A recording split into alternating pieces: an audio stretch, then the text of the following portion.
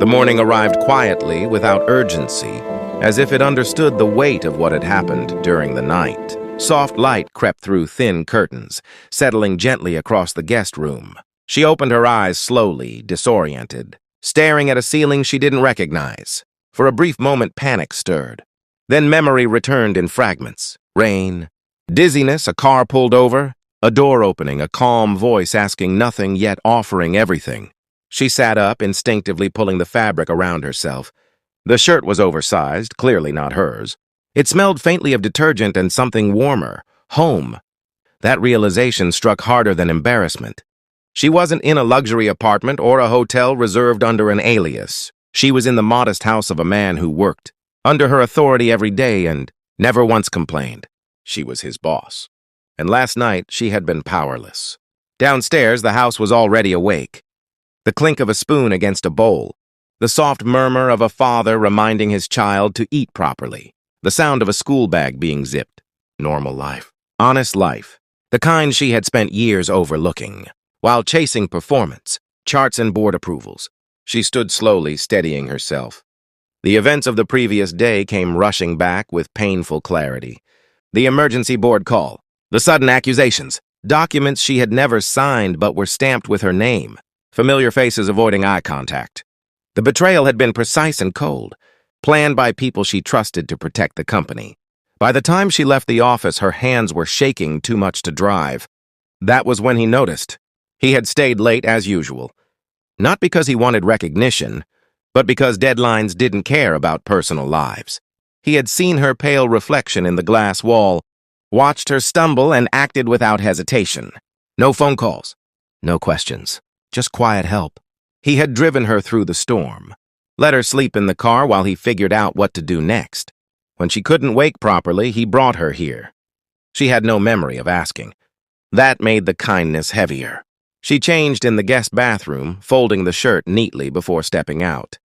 There was no awkwardness waiting for her downstairs. He didn't look surprised. He didn't look triumphant. He simply nodded as if this was the most natural thing in the world. "Tea?" he asked. She nodded, suddenly unable to speak. His son sat at the table, legs swinging, humming softly. He looked up at her with open curiosity, then smiled. No fear, no judgment. To him, she wasn't powerful or important. She was just someone his father helped. That smile cracked something inside her.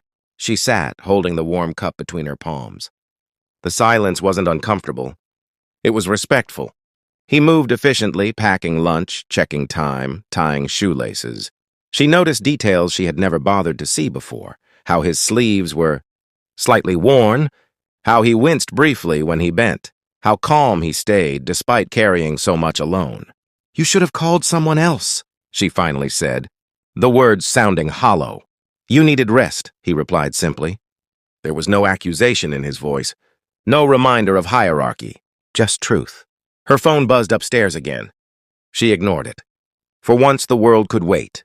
"What happened yesterday?" she began, then stopped. Admitting weakness felt unfamiliar. "They were setting me up." "I know," he said. That startled her. She looked up sharply. "I heard things," he continued calmly. "People talk when they think no one is listening. You didn't say anything?" "I didn't think you'd believe me, and I didn't have proof yet." Yet. He stood and reached for a drawer, pulling out a thin folder. He placed it on the table without ceremony. Inside were printed emails, timestamps, cross-department communications she had never been copied on. Her name had been used as a shield. Decisions made behind her back. Numbers altered. A slow, deliberate corporate betrayal. Her breath caught. "You did this?" she whispered. "I collected it," he corrected. "Didn't want it to disappear." She stared at him, stunned. This wasn't part of his job.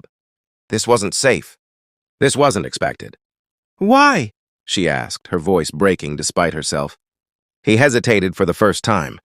Not because he regretted it, but because the answer was personal. "Because I know what it feels like," he said quietly. "To work hard and be discarded when it's convenient." She closed her eyes, shame washing over her. How many times had she unknowingly allowed that to happen under her leadership?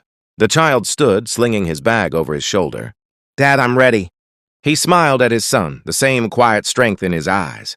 After they left, the house felt larger, emptier, but safer than any office tower she had ever entered. She realized then that the true suspense of her story wasn't about whether she would survive the corporate storm. It was whether she would recognize the silent heroes holding everything together before it was too late. The boardroom felt colder than usual, even though the temperature hadn't changed. She sat at the head of the table, posture steady, expression controlled, but inside her mind replayed the quiet kitchen, the warm tea, the folder placed gently in front of her without demand or pride.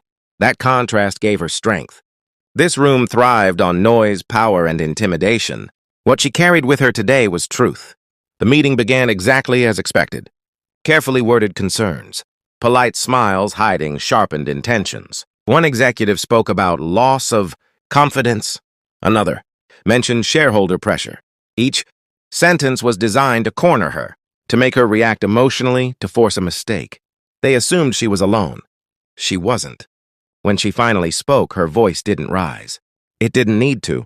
She asked for clarification, dates, sources, authorization. One by one, she laid the documents on the table. Silence followed. Eyes shifted. Someone tried to interrupt. She didn't allow it. Emails appeared on the screen. Financial discrepancies highlighted. Private conversations projected into public accountability. The trap they had built snapped shut on its creators. The room changed. Power always does when truth enters. A name surfaced. Then another. Deflections failed. Apologies sounded hollow. By the end, resignations were discussed in the same tone they had planned to use on her. They expected victory. They received exposure. When it was over, she didn't celebrate. She didn't smile. She simply closed the folder and stood. "There's one more thing," she said. She spoke his name. Confusion spread instantly. "Why mention a mid-level employee in a room built for egos?" She explained calmly. Not dramatically, she told them who noticed the irregularities, who gathered the evidence, who chose integrity over safety. She didn't exaggerate. She didn't soften it either. The board listened. For the first time, they saw the cost of ignoring quiet people. Decisions followed quickly. Structural changes, independent audits, new reporting channels, and one promotion that surprised everyone except the man who never asked for it. He found out later that day, not through an announcement, but through an email written without grand language. A meeting request, a simple thank you at the end. When he stepped into her office, he looked the same as always, calm, respectful, unassuming. "You didn't have to mention me," he said. "I did," she replied, "and I should have sooner." She offered him advancement, security, authority. He accepted, not for power, but for stability, for his son, for the chance to protect others like him. After that, things changed slowly but noticeably. Meetings grew quieter, more deliberate. Credit was given where it was due. Listening became policy, not courtesy. People who had felt invisible began to matter. They never spoke about the night again. No rumors spread. No stories leaked. The shirt was washed and returned folded, untouched by meaning beyond kindness. The house remained a home, not a secret. Weeks later, she attended a school event at his invitation. She stood among other parents unnoticed, watching him cheer softly from the back. His son waved proudly. She waved back. In that moment, she understood something no leadership book had ever taught her. Real heroes don't demand recognition. They don't announce sacrifices. They act when it's inconvenient. They protect without permission. Corporate betrayal had nearly destroyed her career. Kindness saved it. But more importantly, it reshaped how she led, how she trusted, and how she saw the people holding everything together without applause. Some stories are loud. This one stayed quiet. And that is why it mattered.